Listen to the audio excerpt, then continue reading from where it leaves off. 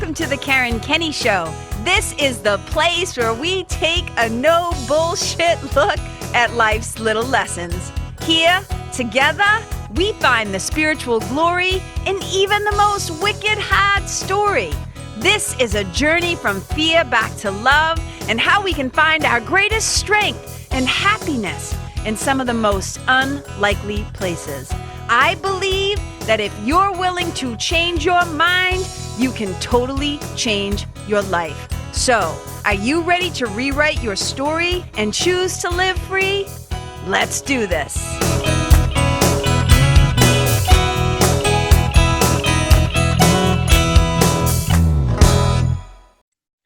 Hey, you guys, welcome to the Karen Kenney Show. I'm so excited to be talking with you today. How are you guys doing? This is episode 32. Can't even friggin' believe it. 32 episodes you guys have been putting up with me for. All right, you guys, I'm not pulling this one out of my ass, but it's something that's been on my mind, but I'm kind of going to just like wing it. I'm going to go with the flow. I got my mass hole t-shirt on. Last night I had a speaking gig in Amesbury, Massachusetts, and it was so great because some of my childhood friends, some Lawrence kids were in the house, and it's got me feeling nostalgic for my hometown. So I got my mass hole t-shirt on that my sweetie got me for Christmas that I love. This thing is so funny. It's like, it says like Townie attitude on it. And you guys, if you haven't read the memoir Townie by my beautiful and brilliant friend Andre Dubus III, go get that sucker. Go buy that memoir. Hit up your local bookstore and get that thing. All right, today's episode 32. I'm calling it this. I'm calling it Permission to Pivot. All right, I'll say it again. Permission to pivot.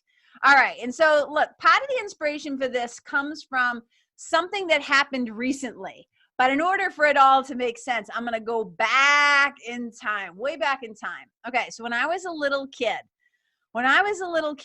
I always loved books. I always loved words. At some point, I always loved a good story. I always loved storytelling. And I really started writing like around the time I was like 12, like right after my mother died. And so I always knew that writing words, books, like were in my future. But before that, I'm talking when I was like a little kid. Oh my God, I loved animals more than anything in the whole entire world.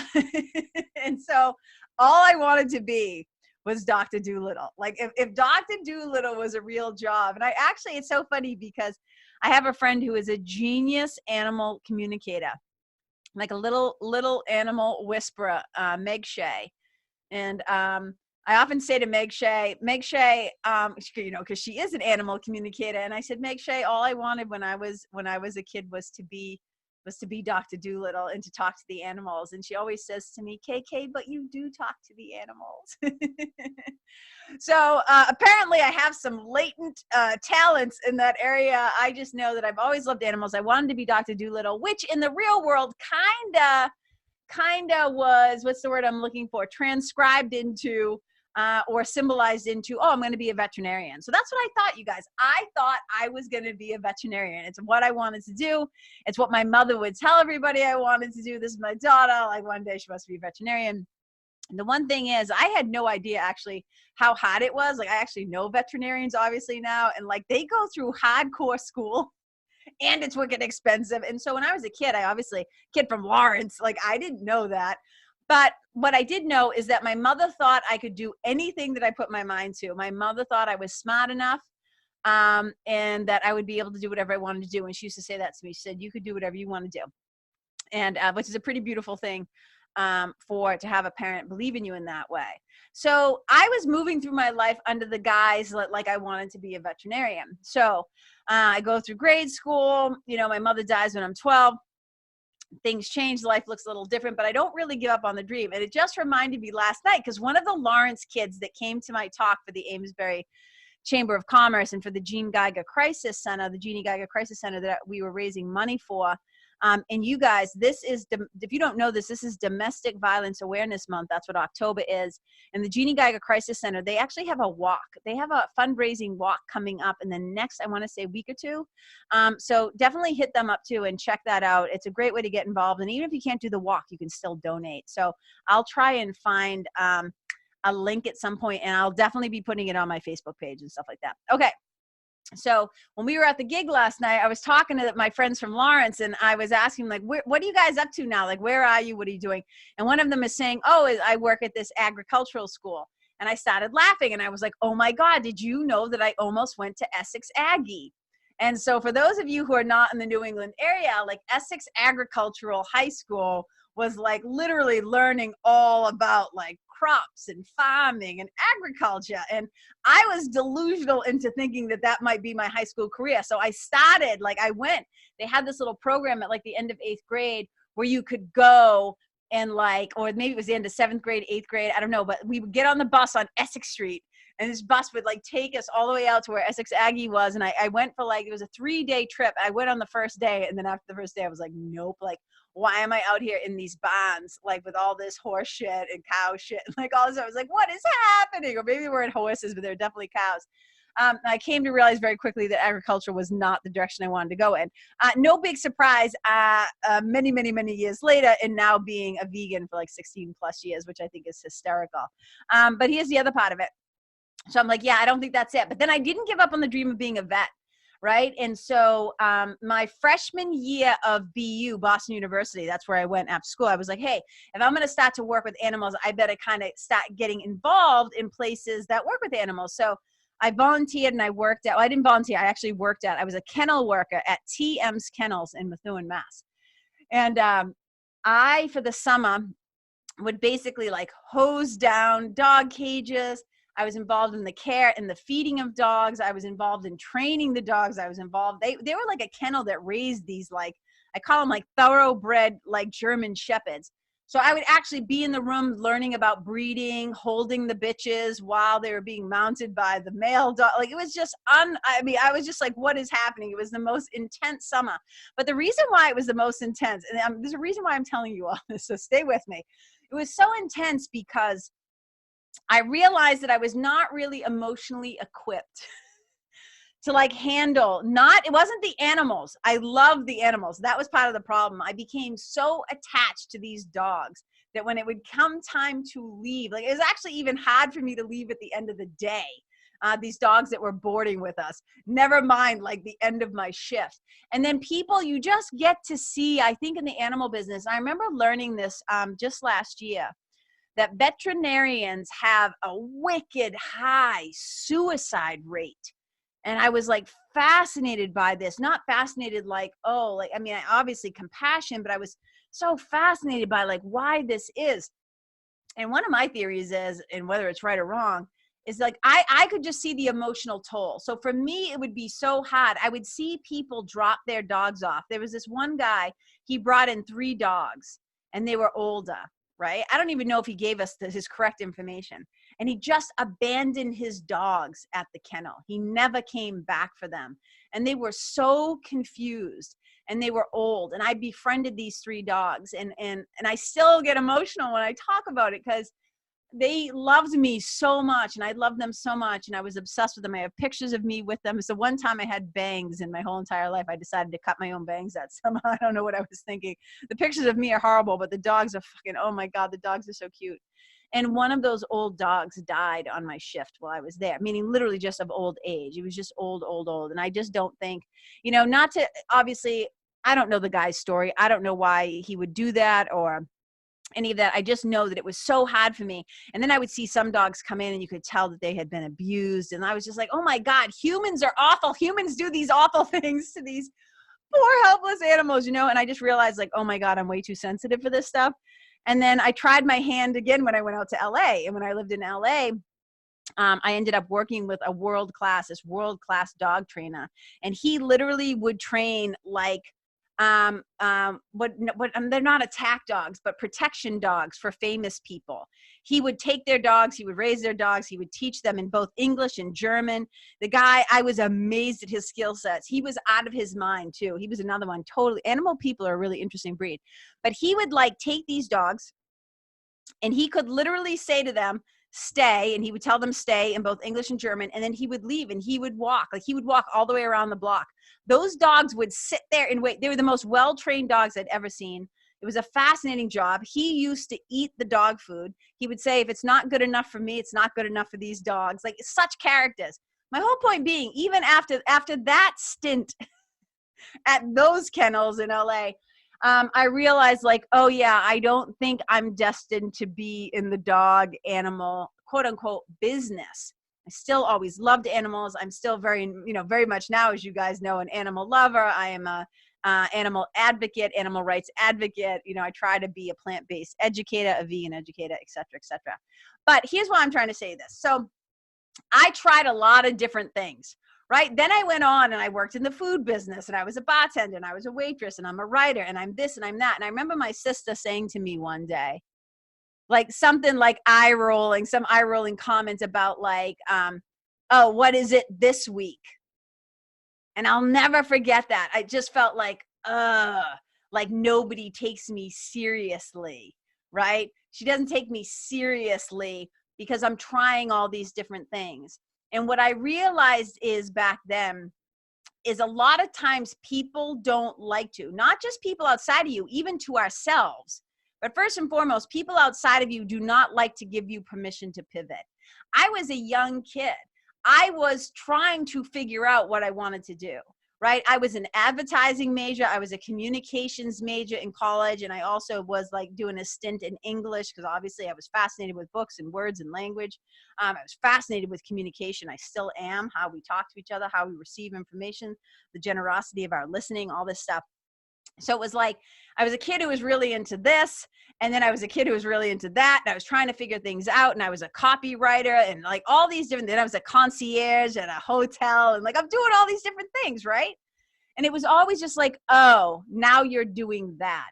And I realized it can make it really uncomfortable. People get really uncomfortable. And I always say, like, I didn't take a straight path. I took the zigzag path. Like I always say, if you would have told me as a kid in Lawrence that I was going to turn out to be a yoga teacher, I would have laughed my ass off. The fact that I've been teaching yoga for like over 20 years is hysterical to me still. If you would have told me you're going to be a spiritual mentor, holy Jesus, is that funny to me?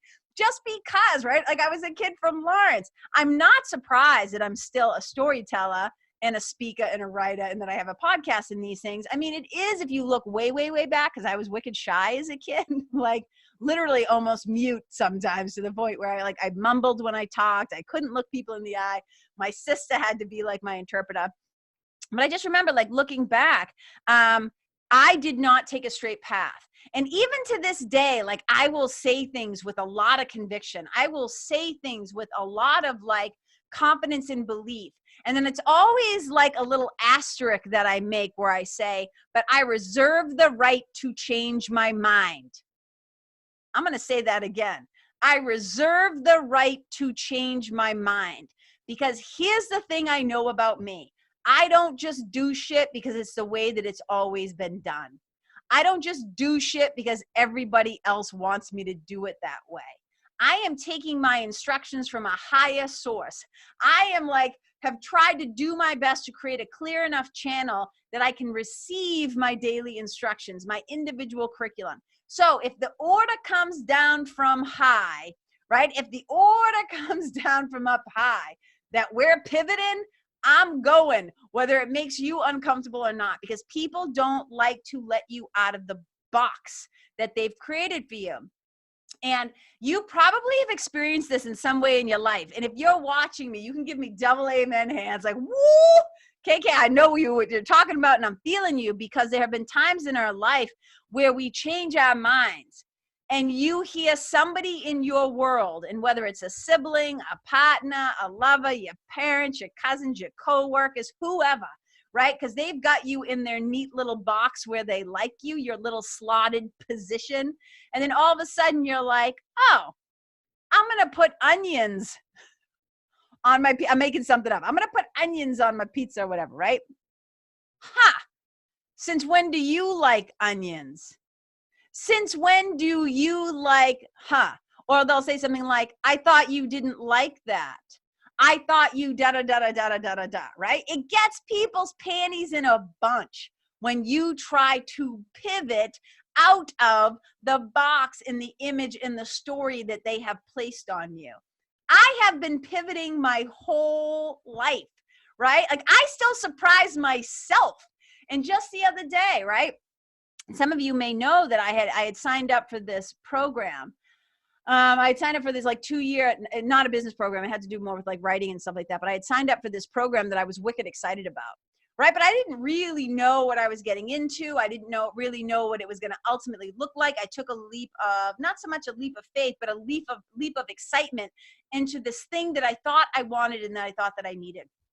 And I had invested some money, right? And I was like, oh, the days are counting down. This is kind of, this thing is happening. And all of a sudden it hits me like, shit, this isn't a good fit for me. And then I was like, okay, what does this really mean? And it's like, well, I've got to let them know that I'm not going to continue with this program. It's not a good fit for me. And all the checks in the boxes, right, start to get checked off. It's like, oh, am I going to get my money back? What about the time I've invested? What is so-and-so going to say? I don't want to hurt that person's feelings. Like all these things start to come down the line. And I realized like I can't live my life based on what's best for other people, what makes other people more comfortable, what makes other people more happy. So I often jokingly tell my writing clients, because I'm also a gateless writing teacher, I tend to attract for spiritual mentoring clients, people who want to write a book, people who have a memoir in them, or people who have stories to tell, or people who want to speak on stages and need help with their storytelling, right? Those kinds of people are often attracted to me because so much of what I do is storytelling, right? And so so what I was saying is I often attract a lot of like people who are writers and stuff like that.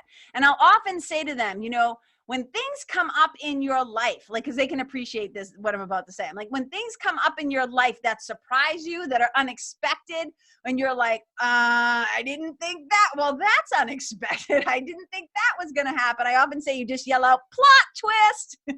So that's what was happening. I had my very own personal plot twist this past week. And I was thinking about it and I was like, man, this is going to be a decision that might affect more than just me. And like, how do I want to do this? I mean, ultimately it really only affected me, but I'm very cognizant of how my choices might have a ripple effect onto my brothers and sisters. And I realized, I'm like, well, I'm not going to keep doing this thing just because other people might prefer me to be in that particular box or prefer me to continue doing that thing. And I really even, like I said, surprised myself. And I only told, like, I mean, I think I did a post or something about it, but not many people saw it. And I wasn't even going to do a public post. I decided to do it because actually, like, who gives a shit, right, on some level? But I told the people closest to me. And then when I told them, like, hey, I made this decision to stop, they were all like, what? Because it was a really big decision for me. But I gave myself permission to pivot. I didn't need permission from anybody else. I gave myself permission to pivot. Because here's the thing I will say. I'm not really big into, well, how do I say this? The OCD-ish part of me, the part of me that likes things neat, right? The part of me that likes everything to have its place, right? I don't like a lot of chaos, right? I don't consider pivoting to be chaotic. But I think other people get uncomfortable when you take something out of a slot and you put it in a new slot. And it's like, whoa, whoa, whoa, what's happening, right? So I kind of was like, wow, you're really kind of like, this is a big pivot for you. And the thing is that I can't have, like, I can't wait around waiting for other people to tell me it's okay for me to make decisions for myself that I know that are best for me. And that doesn't mean that you don't take into consideration other people. I did, right? I think it's important that we're not just like selfish dicks, right? I was like, I wasn't sure which D word I was going to use there for a second. You don't want to just be a selfish dick, but here's the thing. It's so important, you guys, that you don't stay stuck in the motherfucking boxes that people like to put you in. right? And so many times in my life, people have either looked at me or heard me, my accent, the way that I talk, and they've made assumptions about me, right? And I think I've told this story before where a woman heard me speak one time, kind of like doing my spiel, get up on stage, do some storytelling. And I talk about God a lot, right? You guys know me. I'm a spiritual mentor. I talk about God and spirit and love and transformation and all these things, right? Talk about Jesus and Course in Miracles and all these different things. And this woman basically said, you are not a child of God. You don't act like a child of God. No child of God would be that vulgar. And I was like, look at this fool trying to put me in a box. Look at this person not able to expand the scope of her mind to receive me as a sister in Christ or one of God's kids, because she's got me in some sort of a box. And not just me, she's got a big box for what she thinks holiness or goodness or whatever looks like. And I'm just like, man, we gotta push back against that stuff. We are allowed to be more than one thing. You are allowed to change your mind. But here's the thing about changing your mind. This is where it can get a little tricky in this day and age. Like back in the day, we didn't really know people's business, right? Like back in the day, somebody would be going through a divorce, or somebody will have dropped out of college, or somebody did something. And unless you were true friends with them and you had their phone number, you didn't know that so-and-so's mom and dad got divorced, and this one left this, and this one moved, or that one died. You only knew if you actually were friends. You were kind of like in the community loop. Nowadays, everybody fucking knows everybody else's business, because everybody, for some reason, feels like they got to let you know about every single thought and feeling that they're having and decision that they're making and vacation that, like, everybody just feels like everything is for public consumption, which I don't believe. I don't think national-wide broadcasting about what you had for lunch is that important, but apparently I am sometimes alone in that perspective, and that's okay. What I'm saying is, before, back in the day, not everybody knew everything. So you could make a deeply personal decision, and you weren't going to necessarily get too much pushback from it, too much flack about it. But nowadays, because everybody's trying to build an image or build a brand or put themselves out there in a particular way, and then you choose to pivot, people aren't going to know what to do, because it's like, wait, just like 2 weeks ago, you were saying this, and now you're saying this. Now, look, I'm not saying that that's wrong, but what I'm saying is, if you're going to come out strong and hard, and you see it a lot with people who are, when people are making a big transformation around anything, whether it's like you decide to stop drinking, or you become a born-again Christian, or you quit a particular job, or you were like pounding Big Macs one day and now you're a vegan. Like, look, we make some pivots in our lives, and people will start to question your authority, your integrity, whether you're to be trusted. How do I know you're not just going to all of a sudden flip around on me again? Especially if they've invested money in you, right? Especially if they bought a bunch of your bullshit or your products or like whatever the thing is. So it can be a tricky thing in this world to put yourself out there all the time and make your life kind of open and vulnerable to other people's opinions. My whole thing is, if I'm going to use social media, I'm going to use it the way that I want to use it, right? I jokingly say, make social media your bitch, right? I don't play the game the way that everybody says I have to play it. I do my own thing, but I still reserve the right to pivot. I still give myself permission to change my mind, right? To do a new thing if I want to do it. And I did this even in yoga. Like, a lot of people don't know, I met a woman last night at the speaking event, and somebody said to me, I think the woman I was talking to was a yoga teacher. And then somebody had said to me, did you ever do yoga? And I'm like, I've been a yoga teacher for like 20 years. And it's because I just don't necessarily talk about it all the time anymore. But I remember when I pivoted away from that, long time yoga student, long time teacher. And at one point I just decided, like, this isn't my calling anymore. Not that yoga wasn't my calling anymore. Yoga will always be a part of me. It will always be a part of my spiritual practice and one of the lenses through which I have learned and see the world. I still teach yoga at my retreats. I still teach it at special events and stuff like that. I still use it for my own self-care, especially the spiritual aspect of yoga, not so much the asanas, although obviously the postures and stuff are very powerful and effective too. But what I'm trying to say is at some point I recognized like, oh, I don't want to own a yoga studio anymore. I had a yoga studio for 10 years. And people were just like, what do you mean you're getting rid of your studio? What are you going to do? And I was like, oh, I'm going to do spiritual mentoring full time. And I only had like one client at the time. It was such an insane decision, but my spiritual team said, it's time to go. Let's go. No more Quest Yoga Studio. Let's go. And we're going to rebrand everything. And now everything's under like my name. Everything's under Karen Kenney now. So it was a big leap of faith. And I remember people being like, what are you going to do? Are you just leaving yoga? And I said, well, I'm kind of like slowly moonwalking out of the yoga world. And I'm not necessarily leaving the yoga world entirely. It's just my relationship to it, my perspective was shifting. And I was moving into a new expression of my spiritual, the way. And I've always used yoga to infused into what I'm doing, especially, you know, the 8 limbs, the full limbs of yoga, not just the one little aspect of doing physical postures or asanas and stuff like that. So I kind of pivoted out of that. And I can already tell you right now in the coaching scene, like I'm currently, you know, a mentor, I'm currently a coach, but I already know right now, I'm not going to do this forever. I already see it's kind of like, and I always say it's not the yoga itself. There was a well-known yoga teacher who started doing a lot of stuff around because the yoga business got fucking insane. It was a shit show. It became like a circus clown act. I was like, what is happening in the yoga world right now? And I started to see the symptoms like way long time ago. And I was like, oh, okay, I'm slowly moonwalking out of the room. But this woman started like selling a program, a training on like, and the headline was like, yoga is broken. And I kept saying, fuck, I'm like, yoga is not broken. Yoga itself is perfectly fine. What's broken are the clowns that are now teaching it. What's broken is how everybody's trying to make it into a marketed niche business because it was brought over from the East to the West. And then once the Americans get their hands on it, it's going to become bastardized like every way. Like surprised it's not McDonald's in yoga yet, but it's close. I mean, it's like every possible thing you could think of because the market becomes saturated. People become desperate.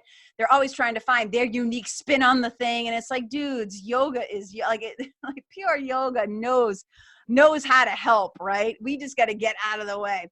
So, I just started to see like, oh, it's getting weird. And now I'm seeing it again in the coaching world. And I'm like, oh my God, it's saturated with so much bullshit. And that's not to judge other people. It's just a trend. It's just a thing that I'm seeing. And so I already know it's like, yeah, it's like part of the story of my life is about where do I belong at the time? And I realized that I'm not really that great in big groups and belong, like the whole, like, oh, this is my tribe. It's like, I have just people. I just have people that I love, but I'm not like, oh, and I'll say, oh, these are my people.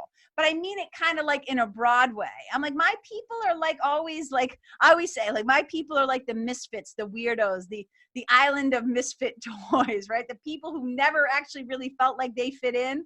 That's kind of like me. So whenever I get into a group for too long, I go like, oh, whoa, yeah. You know, I kind of got to need to like, woo, transition. And my spiritual team I have my own individual curriculum. So reserving the right to change your mind, reserving the right to pivot, giving yourself permission to say, oh, I tried this thing. And there have been many times where it's like, I would join a thing and I'm like, oh, I'm going to go to this boxing gym and this is really cool. And it holds my interest for a little bit of time. And then I'm like, oh, that's not it. And I move on. Oh, I'm going to do this. And sometimes once I do a thing, I've had enough of it. I'm like, oh yeah, I tried that. Or I think, oh, this is a good idea. And then I get in it and then I take a look around and I'm like, what the fuck is happening? Get me out of here. This is not my group or this is not my people. This is not my thing. I'm out. I'm seeing too much of shit that I don't like, that I don't understand, that I feel is inauthentic or not real or not true. I don't want to be associated with this, whatever the thing is. But we must give ourselves the right to change our minds because here's the thing on the spiritual path. Here's the thing just about being a human and being alive. You are going to change. You are going to learn and you are going to grow and you are going to have to at different points in your life. And we do this. Hold on, I got to take a sip of water. We do this exercise at my retreats sometimes about the abandonment process and how sometimes at some point you have to be willing to abandon, right? These old, these things that aren't serving you anymore.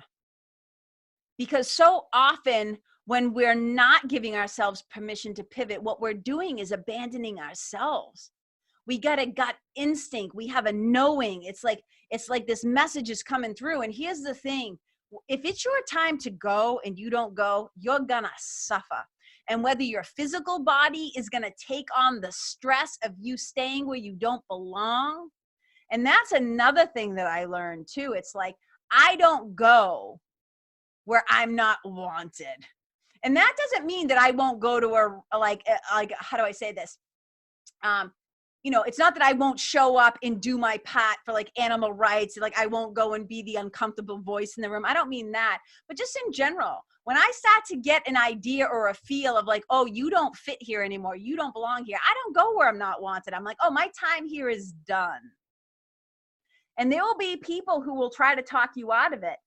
Right? When I made the decision to leave this program, they're like, are you sure? And I said, trust me, I don't do anything really compulsively too much anymore in my life. I really gave it a good thinking, and it's time for me. And again, like I said, I even surprised myself.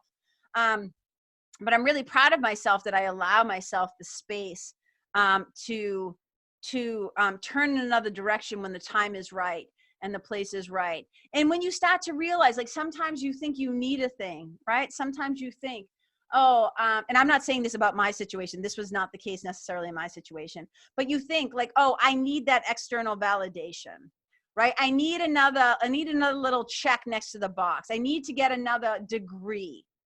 I need to get my master's. No, I need to get my PhD. Like they won't take me seriously until this, until this, until this. And we're always looking out there to be told where to go and what we need to meet everybody else's approval.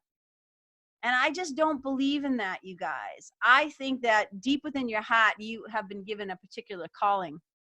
And the voice for God is always there. The voice for God is always there telling you. And I always say, God calls everybody, not everybody picks up the phone. So it's really important when the line to your heart is ringing that you answer and that you don't let other people, and depending on your age, obviously, right? Not your parents, not your partner, not your kids, not your boss. Like at some point, you're going to know with enough conviction, oh, plot twist, time to pivot, time to change routes, time to leave, time to choose again. Because if we don't answer and we don't show up and we don't take ourselves seriously, we are going to suffer, and there's going to be a missed opportunity for healing. And there's going to be a missed opportunity for you to maybe help others. And this is the thing, is to become the thing that you know that you are. To become the thing that you are and to start showing up as the living example of the thing. And so I decided to share this story because I'm like, there might be somebody out there right now who is hesitating, who is resisting, who's afraid, who's in a fear space around doing what they know they need to do. And whether it's to leave the relationship or to sign up for the class or to decide, I don't want to be this anymore. You might be afraid to come out to your parents as gay or transgender or whatever. You might be afraid to leave your job that you've been doing for 12 years, right? And I'm not saying to do it without consciousness, without mindfulness, without thought. But if you know you have to do it, this is me encouraging you. You don't need my permission, okay? Let me be clear about that. But I often say this to my clients, right? I'll hold up a little pink Post-it note. I'll say, here's your hall pass. You don't need my permission, but in case some part of your little mind, some part of the little kid way back in your mind needs to know that somebody's rooting for you and giving you permission to take the leap of faith. And I wave it at them on the video camera. I'll go, here's your hall pass. Here's your little permission slip, right? They don't really need it from me. But this is me, from my heart to yours. If you hear the sound of my voice right now and you're thinking and you know you've been wanting, you're at that crossroads, man, and you're going east or west, north or south, left or right, and you're like, where do I go? Here's what I do know. No matter which direction you go in, you do not go alone. If you knew, A Course in Miracles says, if you knew who walks beside you on this way that you have chosen, fear would be impossible.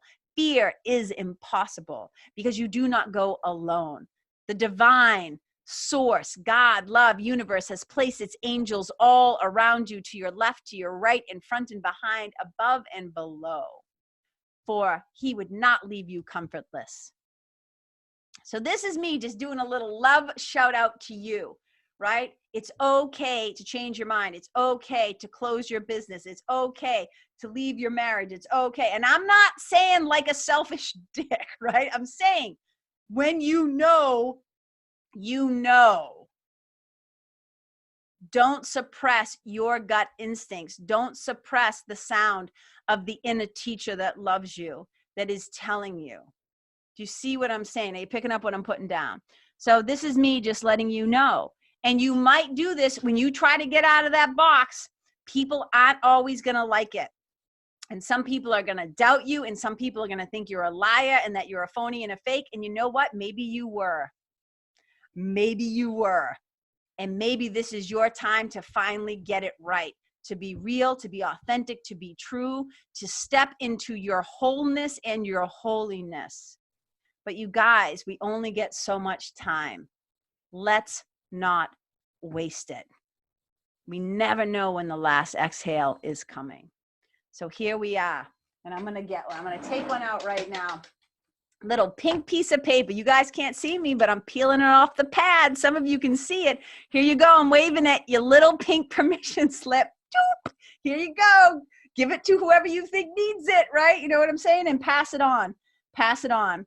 And you guys, if somebody you know is trying to make a big decision and they've been on the fence and they've been scared out of their mind and they just need a little support, a little push of love from behind to get off the fucking fence already, to know that it's okay. And here's the other thing. Other people don't have to understand it. Other people don't have to like it. You can try to explain it to them if you want to, and you love them and you want them to be able to process it and understand it, especially if it seems like a quick decision. It's not necessarily kind to leave people confused either, right? Like, do your best. But this is it. I just want you to say it's okay. It's okay to pivot. And so I wanted to also share with you too, like if you're at a place in your life where you're trying to pivot, or you know you need to pivot and you're not quite sure how to do it or what to do, you just need some support, or you're just spiritually kind of moving through some sort of a personal plot twist, I would love you to come join us at the Fearless Flow Retreat. It's happening November 8th through the 10th at the Mountain View Grand Resort and Spa in Whitefield, New Hampshire, with me and a bunch of other people. And I keep the retreats pretty intimate and small because it's a deep dive. It's a weekend immersion into some real deal work, right? Of transforming your story to your glory and stepping into the fearless flow of your life. And I always say, like, coming to work with me or to do a weekend with me, it's like spiritual and personality rehab. It's like, woo, I guess we're going there. We're going in, right? And it's like, yeah, so it's an incredible time. And you can just find that at Karen Kenney, KENNEY.com/events, and you'll see the 3-day Fearless Flow Retreat right there. I'd love to have you guys join us. Also, you guys, something that I wanted to ask for a little favor is, if you're really digging the show, it's always wicked helpful if you go to Apple Podcasts and you either leave a rating or you leave a review. But if you have somebody, like I was saying, if you have somebody who could benefit from this, or you think they might dig the show too, could you please share it? And you can share it really easily in 3 different ways. You can either share it in a Facebook post or an Instagram post and just tag me in it so I see it. You could also do it as like an Instagram story, and again, just tag me so I see it. You could also maybe do a shout out to some people via an email or your newsletter list or whatever. And really, like I said, only share it if it feels good to share it, if it makes sense. I'm not asking you to send it out to your community if it like has no bearing of being helpful. But if it did, if it could be, I would love it if you would do that. So you guys, thank you so much once again for tuning in. I hope this was helpful in some way. You know, I was saying to my friends last night, they wanted my full report about how the event went when I was driving home last night. And I called them and I said, hey, I am here and I'm going to be steadfast. I'm going to be resolute. I'm going to make my full report. That comes from an incredible book called Stay and Fight by Madeline Fitch. That's 2 F's if you haven't read it yet.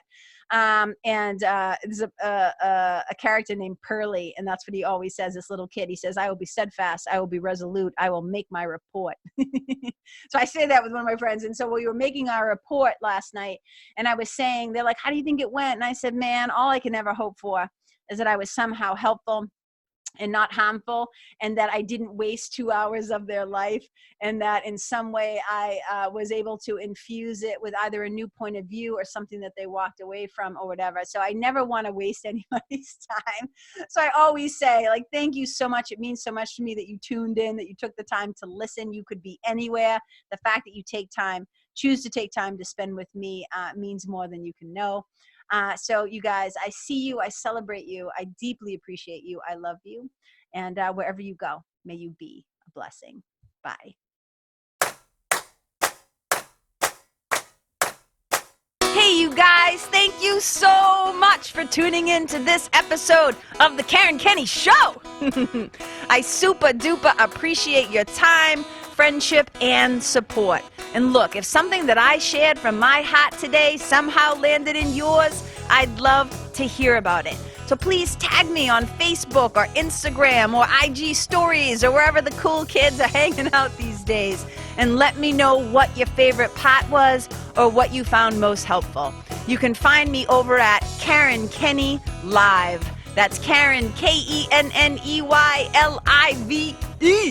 And if you're digging what I'm saying and you want to hear more, I'd be wicked grateful if you could go to iTunes and subscribe and leave a review, because you guys, that's how you'll help me to keep spreading the love. And if you can think of someone that could benefit from hearing this episode, please share it with them. I'd also love to stay connected with you. So if the feeling is mutual, please go to KarenKenney.com/freebie and download my free guide to building your spiritual team. Until next time, my brothers and sisters, keep living in the fearless flow. Know that I see you, I appreciate you, and I love you. And wherever you go, may you be a blessing.